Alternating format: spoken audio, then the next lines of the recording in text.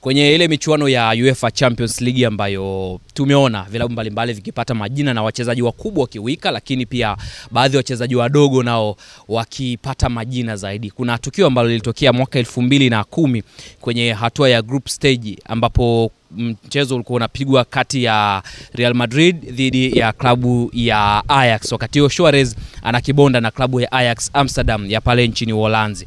Sasa katika mchezo huo kocha wa Real Madrid alikuwa ni Jose Mourinho.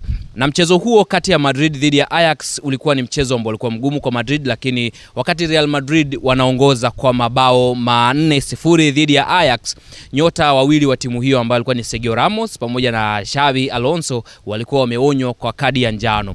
Jose Mourinho master mwenyewe akafikiria kwamba hawa wachezaji wakipata tena kadi au wakipata kadi ya njano katika mchezo wa mwisho ambao unafuata, kwa sababu baada huo mchezo ulikuwa mbakia mchezo mmoja wa group stage ambapo baada ya hapo wanaenda katika hatua ya mtoano. Kwa hiyo Mourinho akapiga hesabu kwamba tayari wachezaji wake wawili wana yellow card. Alichokifanya Mourinho akamuita Xabi Alonso akamwambia apoteze muda kwa sababu tayari ana kadi ya njano ili aweze kuoneshwa kadi nyekundu alafu atolewe. Kweli mpango ukatiki.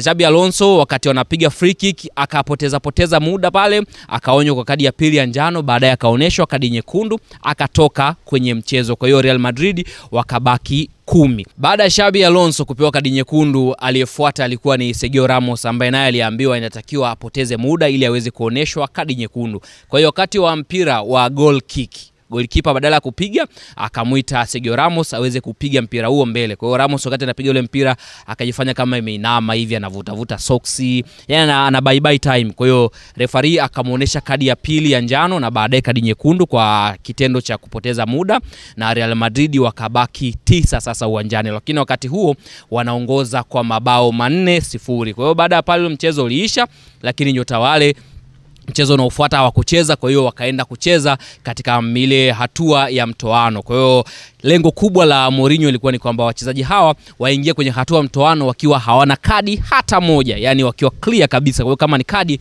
waanze kupata katika hatua ile ya mtoano. Unadhani kwa makocha wa kisasa wanaweza kufanya kitendo kama hiki ama ujasiri kama huu alikuwa nao Jose Mourinho?